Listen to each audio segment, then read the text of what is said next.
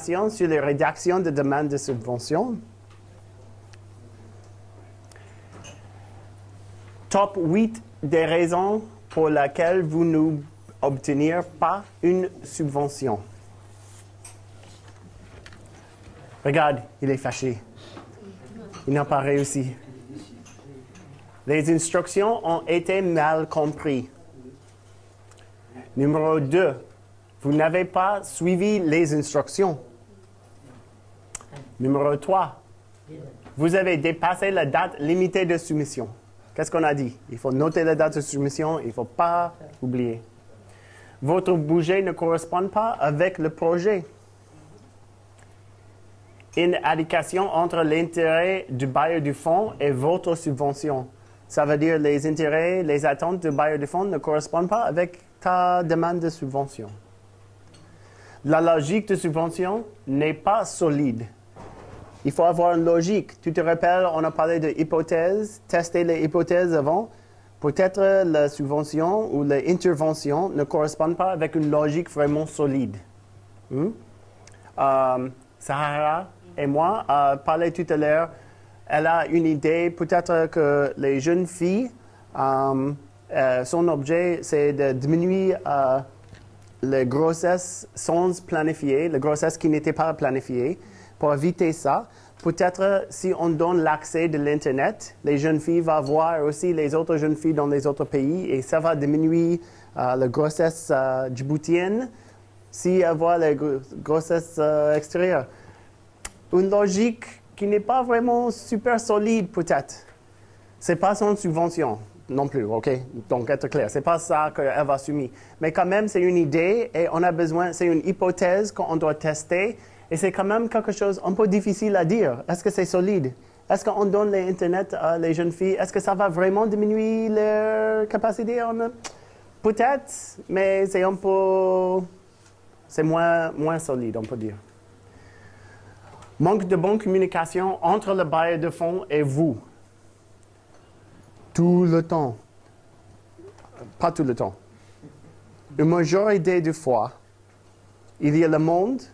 Quand il a besoin d'argent, il appelle Patricia, ils envoient l'email à Patricia, ils mettent devant Patricia, ils sont devant Patricia en train de parler.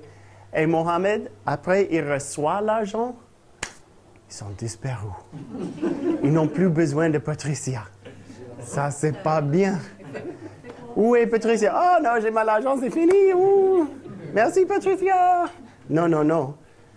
Un manque de bonne communication entre le bailleur de fonds et vous, c'est toujours important. À le début, au milieu et à la fin. Si vous voudrez une autre soumission, il faut être bien avec le bailleur de fonds. Et le 8e, c'est les erreurs. Toujours, il y a... Tu peux même manquer... Tu peux avoir une très bonne idée et avec les erreurs, tu peux rater la subvention, malgré.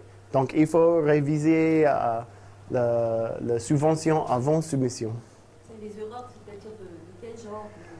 Les erreurs de calculation du budget, les erreurs de ne suivre pas la direction, les erreurs... Il y a beaucoup d'erreurs dans Ça veut dire, si je dis, fais ça, ça, ça, fais 1, 2, 3, et tu fais 1, 3, 2, ça va m'énerver. OK, tu as fait 1, 3, 2, ça m'a énervé. Maintenant, je tombe dans le 3e, et il y a les fautes dans le budget. Je dis, maintenant, Amel, elle n'est pas sérieuse.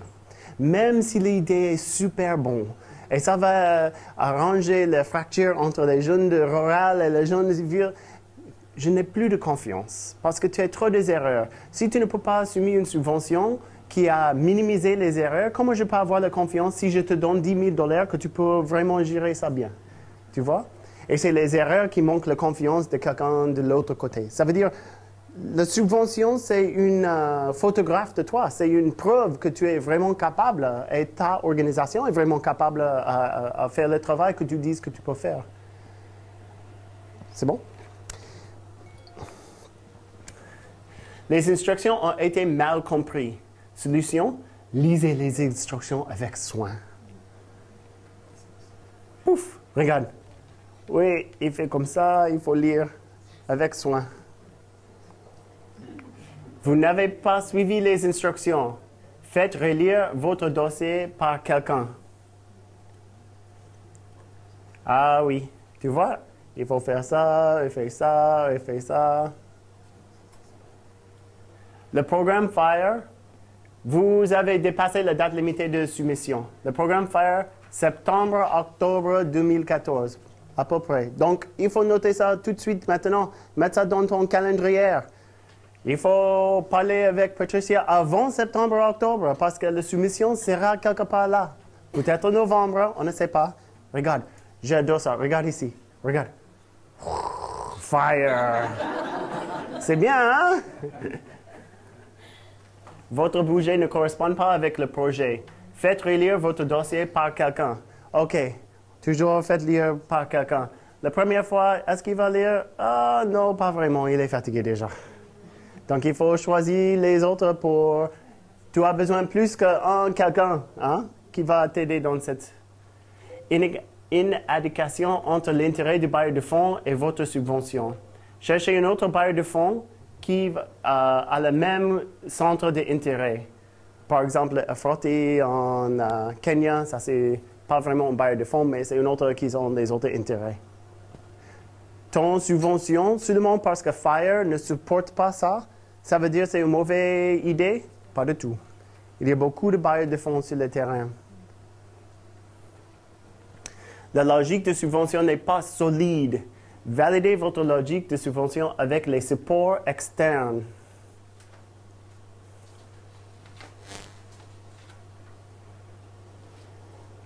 Manque de bonne communication entre le bailleur de fonds et vous. La solution? Répondre au bailleur de fonds au minimum 24 heures après avoir reçu un message, si c'est possible. N'est-ce pas? Si Patricia a une question pour vous, c'est pas normal de traîner une semaine sans répondre à Patricia. Elle est très occupée. Elle n'a pas de temps. Si elle veut savoir quelque chose, il faut lui donner l'information le plus rapide possible.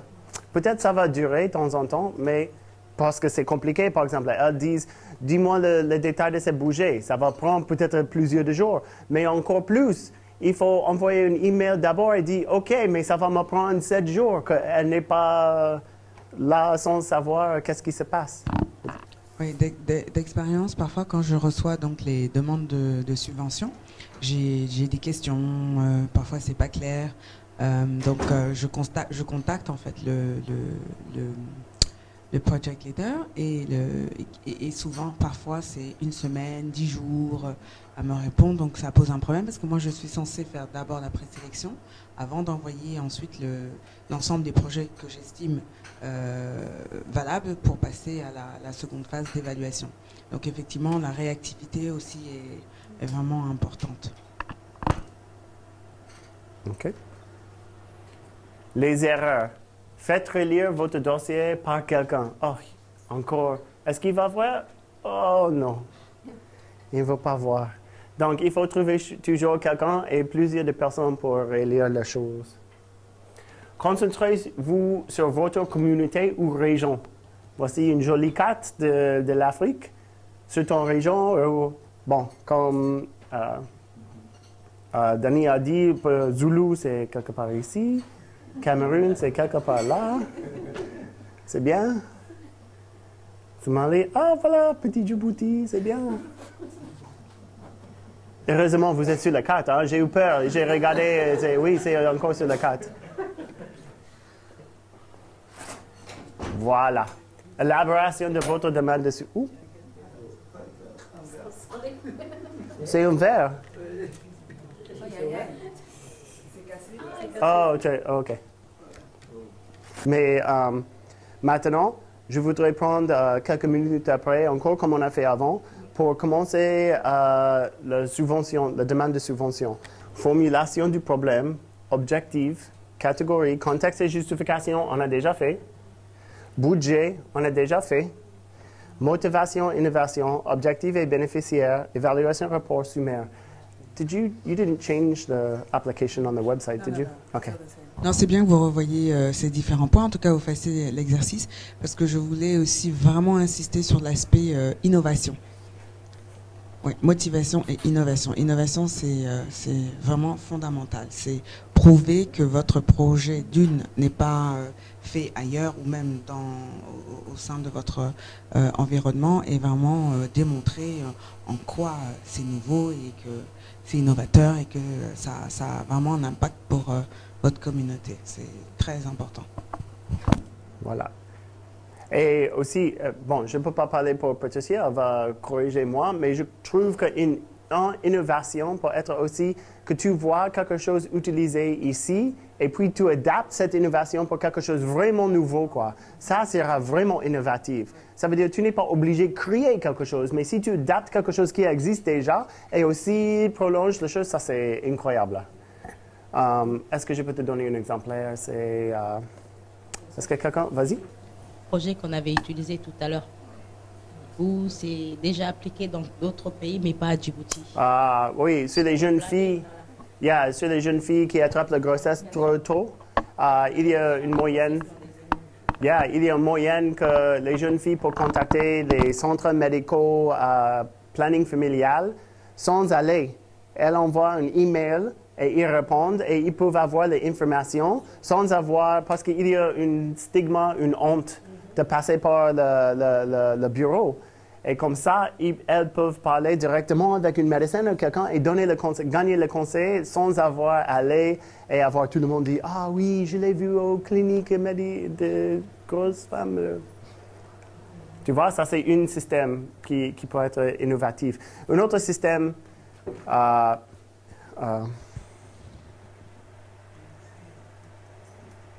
y a un système, le SMS. Un système avant, le SMS c'était d'utiliser parler avec tes frères, tes sœurs, tes frères. Bonjour, ça va? Oui, ça va bien. Et maintenant, le SMS est utilisé innovatif pour pousser les informations de santé ou recevoir une enquête et remplir l'enquête et c'est réenvoyé. Maintenant, le système qui a existé, SMS, de discuter et parler, est adapté maintenant de quelque chose de plus puissant, comme une enquête rurale ou une enquête internationale. Tu vois, ça c'est un système qui existe, mais adapté d'un nouvel style. Une dernière chose, comment je peux te dire? L'exemplaire que j'ai utilisé ce matin.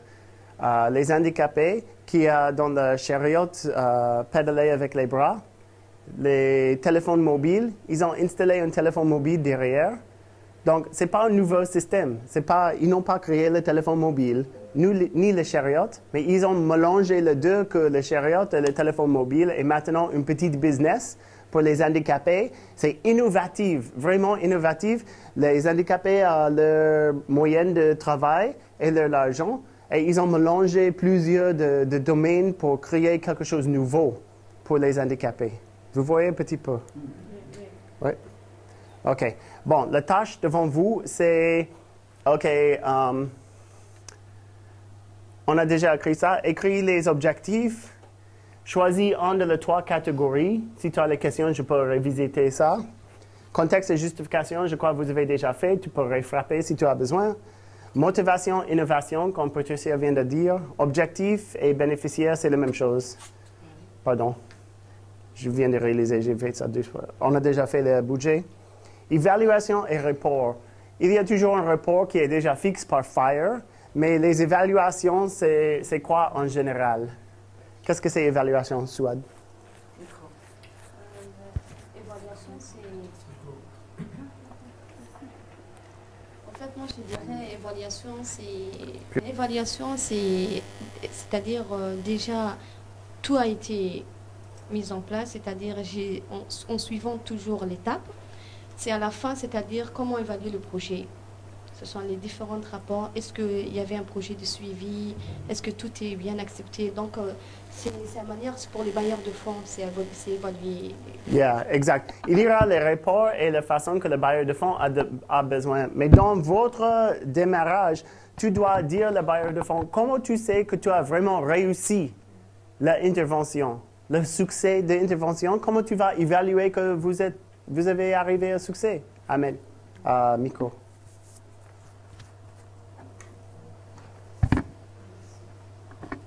peut-être l'évaluation a toujours un rapport avec les objectifs. C'est ça, C'est- exact. Et quel est le rapport? Dis-nous. Ben, c'est enfin, on reprend nos objectifs et pour l'évaluation, on peut faire, nous avons vraiment atteint les objectifs que nous avons fixés dès le début ou non? Un peu plus en détail sur ça, Ok. Danny. Oui, tu es sur la ligne, mais pas 100%, 80% là. Oui, je pense peut-être que c'est à ce niveau qu'interviennent les indicateurs de résultats. Les indicateurs de résultats. Ça veut dire, un objectif peut être quoi, par exemple, pour toi, Danny? Donne-moi un objectif en général. Alors, présenter un premier prototype fonctionnel. Voilà, premier prototype fonctionnel. Et qu'est-ce que c'est l'évaluation sur ça? Alors, l'évaluation à ce moment pourrait être une démo ou alors un lien, par exemple, pour qu'on puisse tester concrètement le prototype. Ou ça peut être plus concrètement, une autre façon, pas plus concrètement, une autre façon peut être une enquête qu'il partage avec 5 personnes qui testent le site web et il y a une enquête. Et puis l'enquête le dit le rapport et ça c'est l'évaluation de l'objectif d'un prototype. Vous voyez, l'objectif c'est de créer un prototype. L'évaluation c'est une enquête qui va évaluer l'objectif. Oui, on est dans le même sens. On peut dire que c'est l'évaluation du résultat, de l'objectif. Mais est-ce qu'on peut parler de moyens? Est-ce que toutes les ressources ont été utilisées? Ça ne rentre pas dans l'évaluation? Non. Oui, les ressources doivent être, oui, le budget et les autres choses. Oui, plus ou moins. Pas trop, mais quand même un petit peu. Oui, tu peux, n'est-ce pas, Patricia? Tu peux demander un peu de budget pour l'évaluation. Ça veut dire si tu vas créer une enquête pour l'évaluation des rapports, ça peut tomber dedans. Oui, bien sûr. Et un exemplaire pour vous, c'est la création. Un objectif, c'est d'obtenir un espace. Une évaluation, c'est d'avoir une photocopie de le loyer de espace. Voici. Objectif, gagner, évaluation, une loyer signé. Ça, c'est concret. On sait qu'il y a un espace. Ou les photos. Une autre évaluation, ça peut être simplement les photos de l'espace que tu as déjà loyé. Vous voyez, c'est pas obligé d'être compliqué. Mais ça doit être quelque chose qui fait la preuve que tu as vraiment réussi les choses que tu vas dire. Oui? Et sommaire, c'est seulement tout résumé. Mais on va discuter tout ça. Je vais te faire cet exercice parce que à tout à l'heure, on va revisiter ça et on va parler des autres choses en détail que tu vas réviser. Donc, c'est une draft. C'est le premier tour. On va faire deuxième, troisième, quatrième tour. Que petit à petit, on va améliorer les petits détails. On va améliorer les petits problèmes pour le premier tour et le deuxième tour. Tu me comprends un petit peu? Oui. C'est après le déjeuner. Je sais, c'est fatigué. Tout le monde regarde. Et pas trop, s'il te plaît. OK. Allons-y. Il est 14 heures. On a 30 minutes à peu près de commencer. Et puis, je vais vous visiter petit à petit pour voir. Et puis, on va redémarrer. 30 minutes pour faire cet exercice. L'exercice, c'est écriture de subvention. Et voici les étapes différentes. Si tu as la question, lève la main, je t'aide.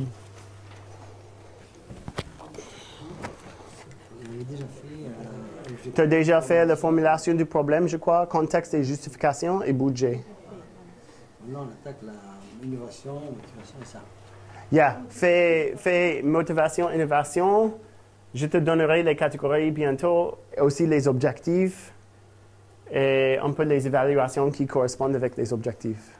Dans quel ordre? N'importe quel ordre. Tu dois mélanger, bouger ça comme tu veux.